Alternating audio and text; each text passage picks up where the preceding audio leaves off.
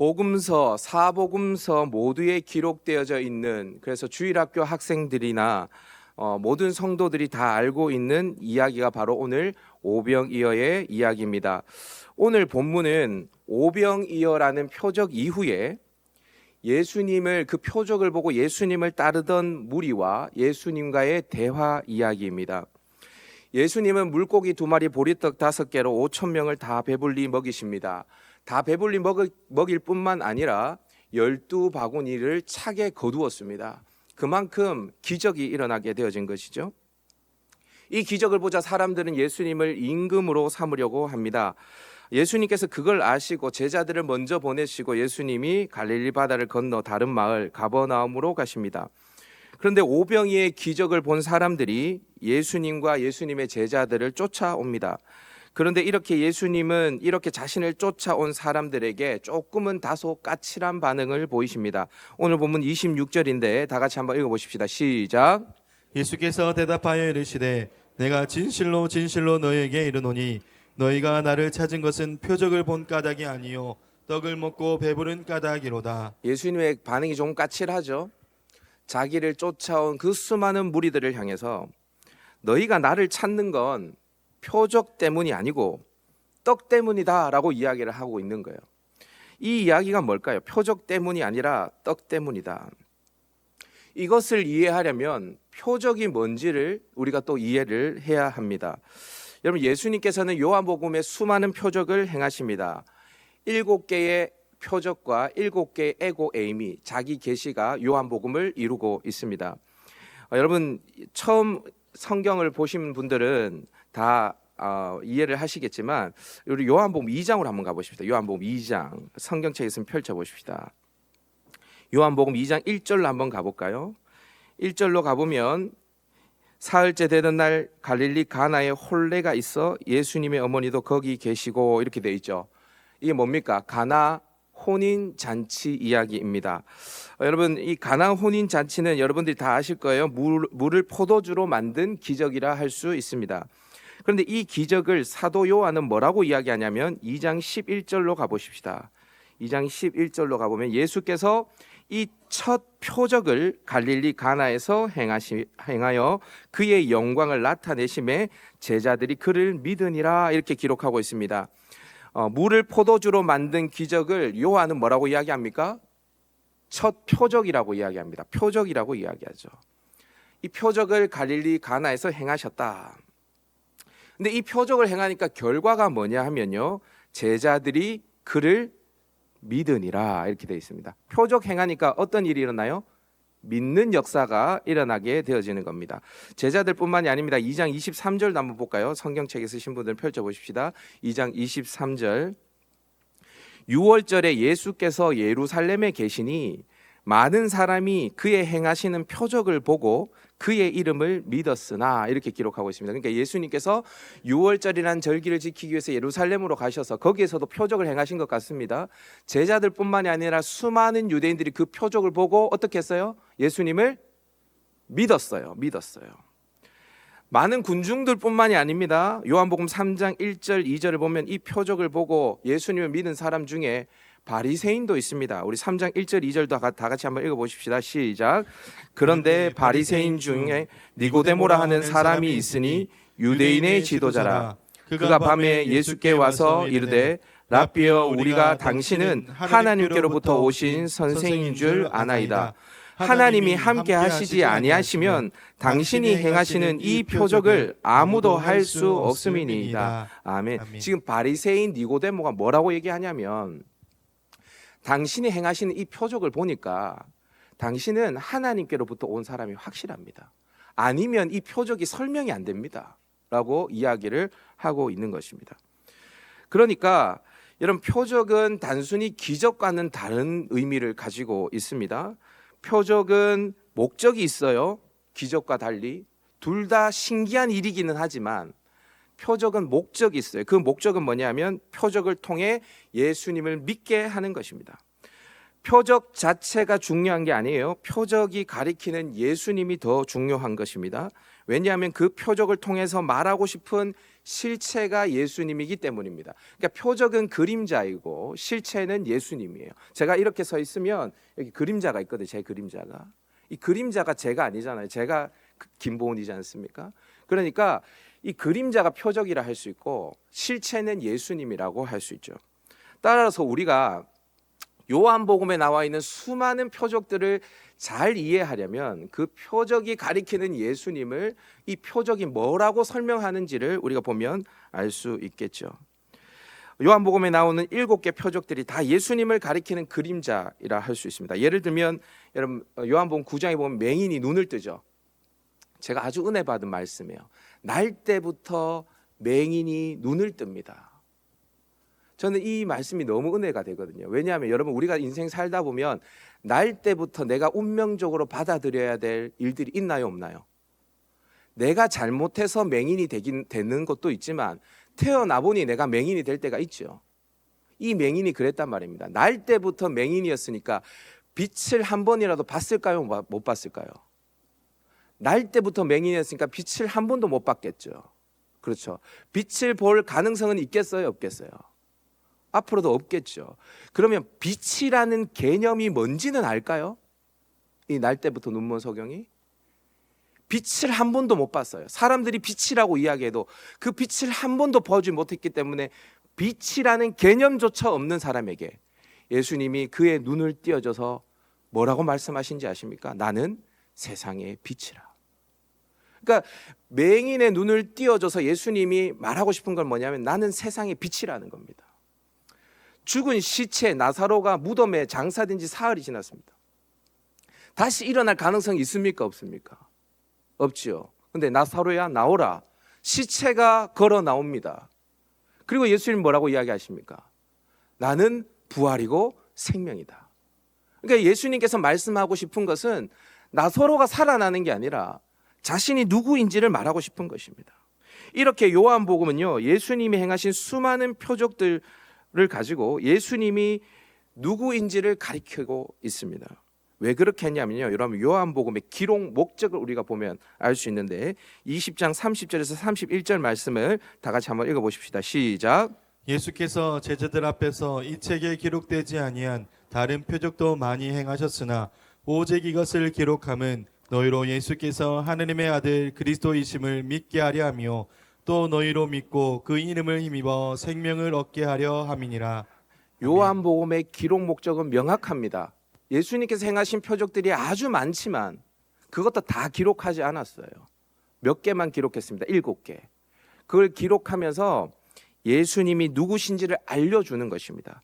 그래서 예수님이 하나님의 아들이시기 때문에 그 하나님의 아들을 믿으라는 것이고 믿음을 통해서 영생을 얻으라는 것이 이 요한복음의 기록 목적이에요. 자, 저 보세요.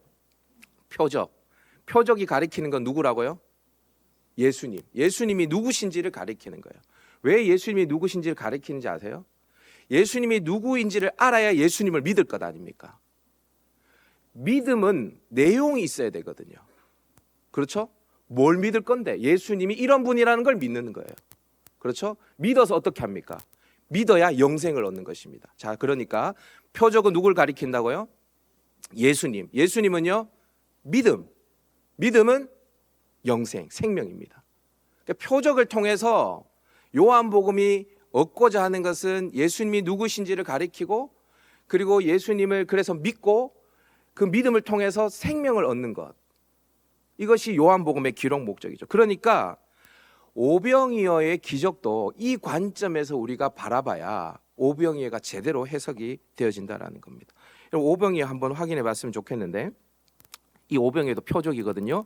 6장 13절 14절 다 같이 한번 읽어보십시다. 시작. 이에 거두니 보리떡 5개로 먹고 남은 조각이 12바구니에 찼더라. 그 사람들이 예수께서 행하신 이 표적을 보고 말하되 이는 참으로 세상에 오실 그 선지자라 하더라. 이 표적을 보고 그들 반응이 뭡니까? 참으로 세상에 오실 그 선지자다라고 이들이 반응하는 것입니다. 여러분, 그러면 이 표적이 가리키는 실체가 도대체 뭔지를 우리가 한번 따라가 봐야 되겠죠. 저를 한번 따라해 보도록 하십시다. 생명의 떡 예수 그리스도. 생명의 떡 예수 그리스도. 여러분, 오병이의 표적을 보고 사람들의 반응은 뭐였냐면 참으로 세상에 오실 그 선지자다라고 이들이 반응했습니다. 세상에 오실 그 선지자. 여러분, 그러면 그 선지자는 뭘 가리키는 것일까요? 여러분, 성경 있으시면 신명기 18장으로 한번 가보십시다. 신명기 18장. 신명기 18장. 18장 15절과 18절을 한번 보십시오. 15절과 18절을 보시면 지금 모세가 하는 말입니다. 모세가 이스라엘 백성들에게 하는 말이에요. 내 하나님 여호와께서 너희 가운데 내 형제 중에서 너를 위하여 나와 같은 선지자 하나를 일으키리니 라고 이야기를 하고 있습니다. 15절 보이십니까? 18절도 한번 가보실까요? 내가 그들의 형제 중에서 나와 같은 선지자 하나를 그들을 위하여 일으키고 보이시나요? 그러니까 모세가 죽기 전에 이스라엘 백성들에게 뭐라고 이야기하냐면 하나님께서 나와 같은 선지자 하나를 일으키실 것이라고 이야기를 했어요. 근데 나와 같은 선지자 이게 이제 이스라엘 백성들에게는 이제 인이 박힌 겁니다. 여러분, 모세가 아주 위대한 일을 많이 했지만 특별히 이스라엘 백성들에게 모세가 한 일은 무엇입니까? 애굽에 이스라엘 백성들이 애굽의 노예로 압제당하고 있을 때에 그들을 애굽에서부터 탈출시킨 사람이 모세죠. 그렇죠. 그런데 지금 이스라엘 백성들은, 예수님 시대 이스라엘 백성들은 누구에게 압제를 당하고 있습니까? 로마에게 압제를 당하고 있죠. 그럼 나와 같은 선지자 하나를 일으키면 그 선지자는 모세가 애굽에서 우리를 탈출시켜주고 해방시켜줬듯이 이 로마로부터 우리를 해방시켜줄 거라는 기대가 이들에게 있겠어요, 없겠어요? 있죠. 그런데 이 오병이의 표적을 딱 보니까 이 사람이 모세가 말한 그 선지자 아니야? 나와 같은 선지자 하나를 일으킨다고 했는데 그 선지자 아니야? 라고 사람들의 마음속에 생각이 들었던 것이죠. 여러분, 모세는 이스라엘 수많은 지도자가 있었지만 정말 최고의 지도자라 할 수 있었거든요. 이스라엘을 인도해서 그 가나안 땅 코앞까지 인도한 사람이 모세였습니다. 40년 동안 이스라엘 백성들을 인도했으니까 얼마나 대단한 지도자예요. 예? 얼마나 대단한 지도자. 여러분, 이 40년 동안 이스라엘 백성들 200만 명이 넘는, 왜냐하면 군대가 60만 명이 넘었으니까요. 200만 명이 넘는 이스라엘 백성들에게 만나를 먹인 사람이 누구냐면 모세입니다. 그는 하나님과 대면했거든요. 그죠? 모세의 얼굴에서 빛이 났습니다. 그러니까 이스라엘 백성들이 봤을 때 모세는 최고의 지도자예요. 여러분, 그 누구에게 밥 한 끼 얻어 먹으면 고마워요, 안 고마워요? 고맙죠. 그런데 여러분, 만약에 그 밥 한 끼가 내가 먹을 것이 없어서 너무 배가 고플 때 얻어 먹은 한 끼면 더 고마워요, 안 고마워요? 고맙죠. 광야에는요 아무것도 먹을 게 없었거든요. 근데 모세가 한 끼가 아니라 40년 동안 이스라엘 백성들을 먹였어요. 우리 할아버지도 먹였고 우리 아버지도 먹였고 나도 먹였어요. 고맙겠어요, 안 고맙겠어요? 네, 물론 하나님이 주신 것이지만 모세가 하나님이 주실 거라고 이야기를 했거든요. 그리고 만나가 내렸거든요. 그러니까 이스라엘 백성들에게 모세는 정말 고마운 사람. 그래서 이 이스라엘 백성들이 예수님께 묻습니다. 모세는 광야에서 우리 조상에게 만나를 주셨습니다. 당신은 뭐 줄래요? 라고 이야기를 하는 겁니다. 이해되시나요? 모세는, 그 위대한 지도자 그 모세는 우리 조상들에게 40년 동안 만나를 주었습니다.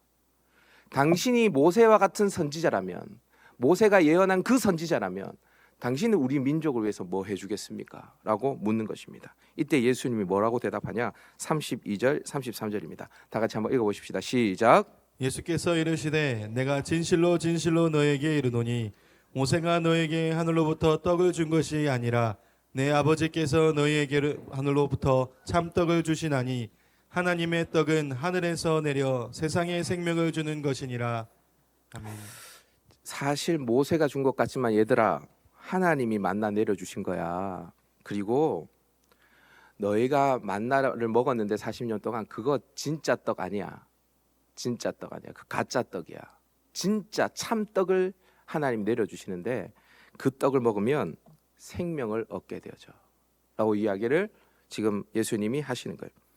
만나는 그림자고 실체 참떡이 따로 있다는 거예요. 그러면서 그 떡이 뭔지에 대해서 35절에 이렇게 말씀하십니다. 35절 읽어볼까요? 시작. 예수께서 이르시되 나는 생명의 떡이니 내게 오는 자는 결코 주르지 아니할 터이요 나를 믿는 자는 영원히 목마르지 아니하리라. 내가 뭐라고요? 생명의 떡이다. 예. 여러분 지금 우리는 이 예수님을 하나님의 아들 그리스도로 믿고 있어서 이 말이 그냥 자연스럽게 들리지만 만약 여러분들도 그 당시 예수님 앞에 있었으면은 참 저 인간 진짜 했을 가능성이 있어요. 그죠? 예수님이 자기가 실체라는 거예요. 자신이 생명의 떡이라는 겁니다. 48절에서 50절에 보면 이런 말씀이 있습니다. 내가 곧 생명의 떡이라 너희 조상들은 광야에서 만나를 먹었어도 죽었거니와, 이 만나는 그러니까 가짜라는 거예요. 죽었거니와 이는 하늘에서 내려오는 떡이니 사람으로 하여금 먹고 죽지 아니하게 하는 것이라. 나는 생명의 떡인데 만나랑은 다르다는 거예요. 만나를 먹은 사람들은 어차피 광야에서 다 죽었지만 나를 먹으면 생명을 얻게 되어진다는 거예요.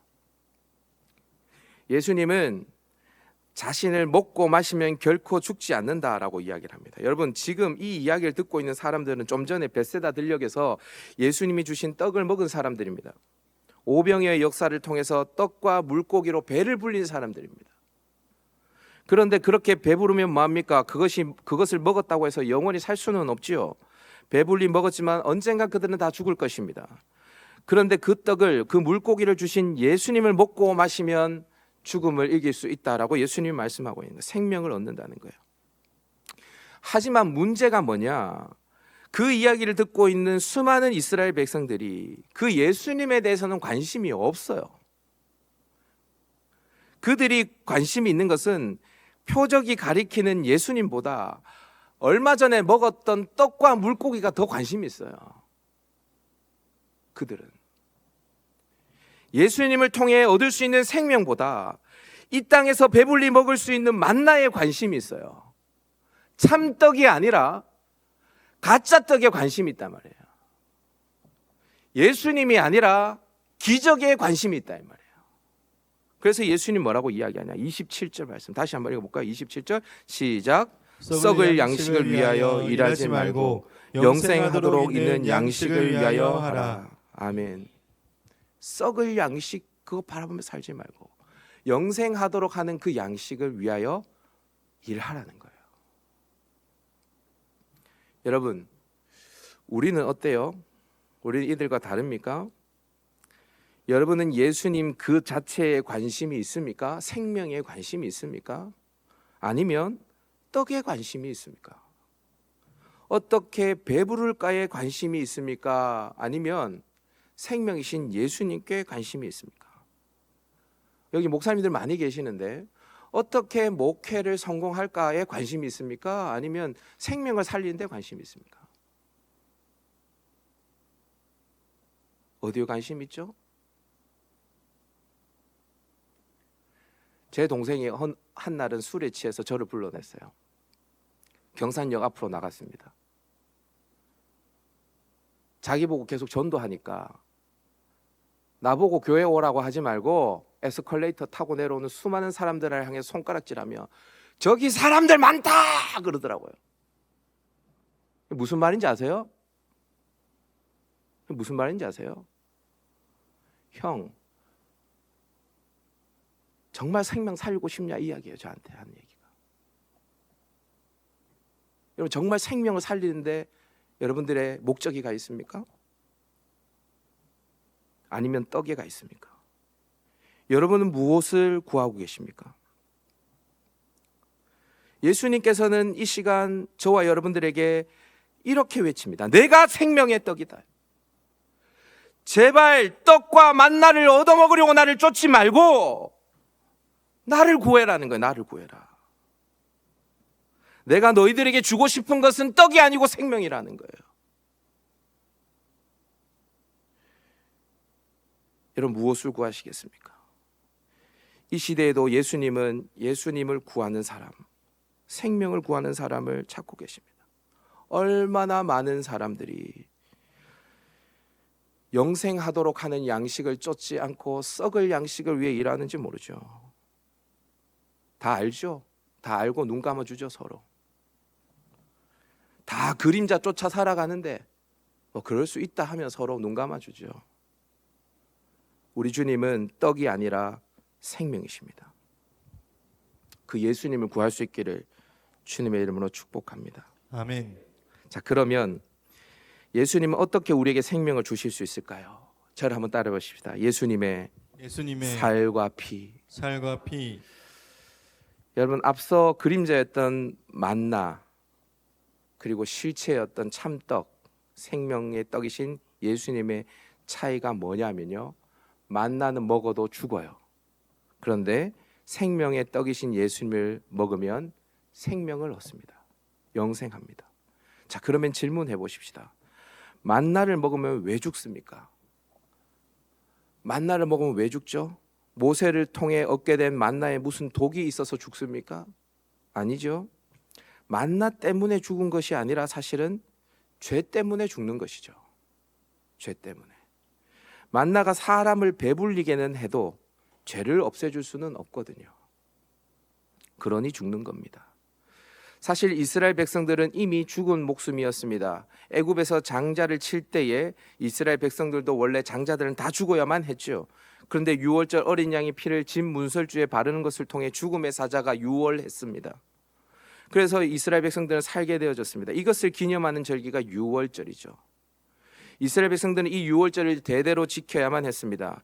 이스라엘 백성들은 매년 이 유월절 어린 양을 잡으면서 그 피가 원래 자신들이 흘려야 했을 피이며 이 피가 아니면 자신들은 벌써 죽은 존재라는 것을 기억했던 것입니다. 그 양을 먹고 무교병을 먹고 쓴나물을 먹으면서 하나님의 은혜를 기억했습니다. 그런데 분명한 것은 그 어린 양이 결코 자신들에게 영원한 생명을 줄 수는 없었습니다. 유월절의 은혜를 경험하고 살아간 이스라엘의 장자들도 결국 광야에서 다 죽었죠.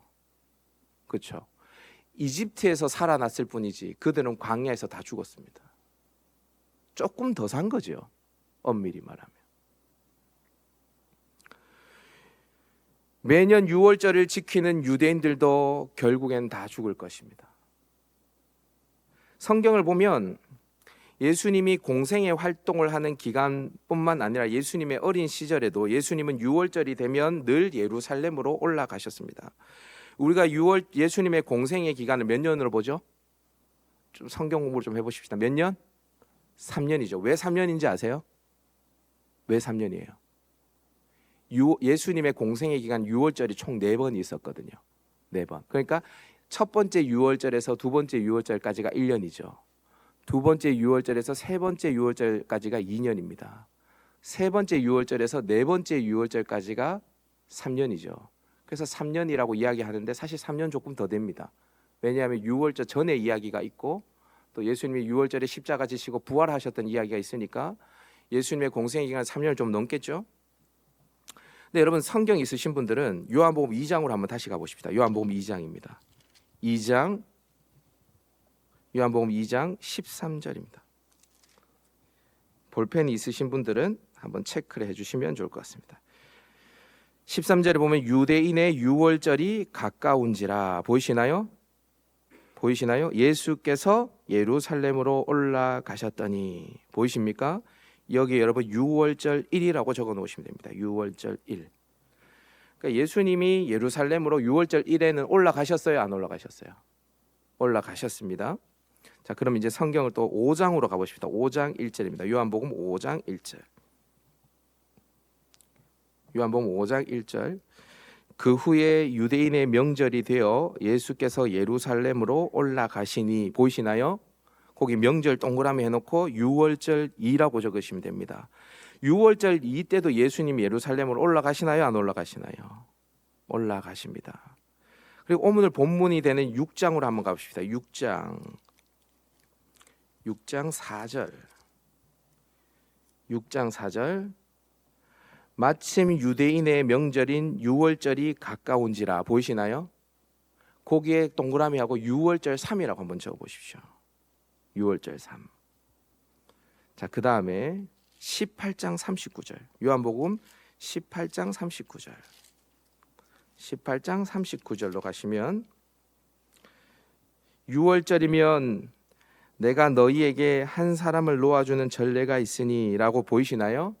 거기 6월절 동그라미 해놓으시고, 이 빌라도가 한 말인데 동그라미 해놓으시고 거기에 6월절 4라고 적어 놓으십시오. 6월절 4. 자, 저를 보세요. 6월절 1에 예수님이 예루살렘으로 올라가셨다라는 이야기가 직접적으로 언급되어져 있습니다. 6월절 2에도 예수님이 예루살렘으로 올라갔다는 이야기가 직접적으로 언급되어져 있습니다. 그리고 지금 6월절 4를 보면 예수님이 지금 십자가 지시기 위해서 예루살렘에 계십니다. 그렇죠? 그러니까 1, 2, 4에는 예수님이 다 6월절에 예루살렘으로 가셨어요. 근데 6월절 3 때는 예수님이 예루살렘으로 안 가셨습니다. 안 가셨어요. 성경을 보시면 안 가신 게 나옵니다. 자, 그러면 저를 한번 보세요. 유대인의 남자라면 반드시 6월절에 예루살렘 성전에 올라가서 절기를 지키도록 율법이 정해놨거든요. 그럼 예수님 지금 율법을 어긴 거예요? 안 어긴 거예요? 예수님께서 율법을 어긴 겁니까? 안 어기신 겁니까? 예수님이니까 봐주려고 하지 마시고요. 그냥 솔직하게 얘기하세요. 예수님이 율법을 어긴 거예요? 안 어긴 거예요? 어긴 거죠. 그죠? 아니, 올라가야 되는데 안 올라갔으니까. 근데 여러분, 예수님이 그러면 율법을 폐하러 오신 게 아니라 완전하게 하러 오셨다라고 말씀하셨거든요. 율법을 예수님 무시하지 않습니다. 그렇죠? 그러면 예수님은 율법을 어겼는데요. 왜 어겼을까요? 진짜 어긴 게 맞을까요? 아니에요, 여러분. 예수님 율법을 어긴 게 아니에요. 6월절이 완전한 율법이라면 예수님은 어긴 게 되겠죠. 근데 만약에 6월절이 그림자라고 한다면 실체를 행하면 사실 폐하는 것이 아니라 완전하게 하시는 것이죠. 그렇죠? 지금 예수님, 유대인들은요 예루살렘에 벌써 6월절 절기를 지키고 있습니다. 어린 양을 죽여서요 피를 흘리고 그 양고기를 먹고 무교병과 쓴나물과 함께 먹고 있습니다. 근데 여러분, 그건 다 그림자라고 예수님 말씀하시는 거예요. 그거 다 가짜다라는 거예요. 만나가 가짜듯이 그 예루살렘에서 진행되고 있는 그 6월절 절기도 가짜라는 거예요. 진짜를 이야기하겠다는 게 진짜에 대해서 내가 이야기하겠다는 거예요. 예수님이 이렇게 이야기합니다. 요한복음 6장 53절에서 55절입니다. 다 같이 한번 읽어볼까요? 시작. 예수께서 이르시되 내가 진실로 진실로 너에게 이르노니 인자의 살을 먹지 아니하고 인자의 피를 마시지 아니하면 너희 속에 생명이 없느니라. 내 살을 먹고 내 피를 마시는 자는 영생을 가졌고 마지막 날에 내가 그를 다시 살리리니 내 살은 참된 양식이요 내 피는 참된 음료로다. 아멘. 내 살은 참된 양식이요 내 피는 참된 음료로다. 여러분, 참된 음식이 있고 참된 음료가 있으면 그러면 가짜도 있는 것이죠. 그 가짜는 뭔가요?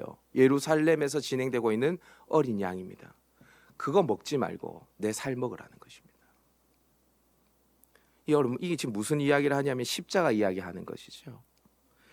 예수님 자신의 살과 피를 통해서 이스라엘 백성과 저와 여러분에게 진짜 유월절을 예수님은 허락하시는 거예요. 매년 드릴 필요도 없는 그 유월절, 그 유월절을 우리에게 허락하시는 겁니다. 자신의 살을 먹고 자신의 피를 마셔서 우리에게 영생을 주고 싶었던 겁니다. 생명을 주고 싶었던 겁니다. 예수님의 살과 피, 십자가를 통해서 내어주신 그 살과 피는 최고의 유월절, 그 어떠한 것으로도 감당할 수 없는 유월절이었죠. 그런데 여러분, 안타까운 것은 우리 크리스천들에게, 예수쟁이들에게 이 예수님의 십자가, 살과 피가 더 이상 관심이 없는 주제가 되어졌습니다. 예수님 십자가 알겠으니까요, 그것 말고 오병이어 주세요. 오병이어.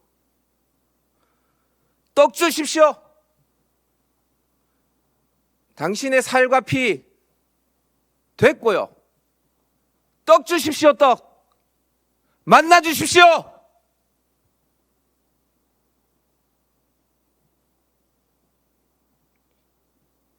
더 이상 예수님의 십자가, 그 생명 관심이 없습니다. 사랑하는 여러분, 예수님의 살과 피, 십자가가 우리의 가슴을 뛰게 합니까? 그 뛰게 하나요? 눈물을 흐르게 하나요? 만약 그렇지 않다면 어쩌면 우리도 썩을 양식을 위해 일하는 사람일 수 있죠. 그렇죠? 주의 전에 나올 때 십자가의 은혜 앞으로 나와서 그 주님의 십자가를 묵상할 때 고개를 들 수 없는 종들이 교회 앞에서 고개를 들고 큰 소리를 치지요. 나 목사요. 큰 소리 치지 않습니까?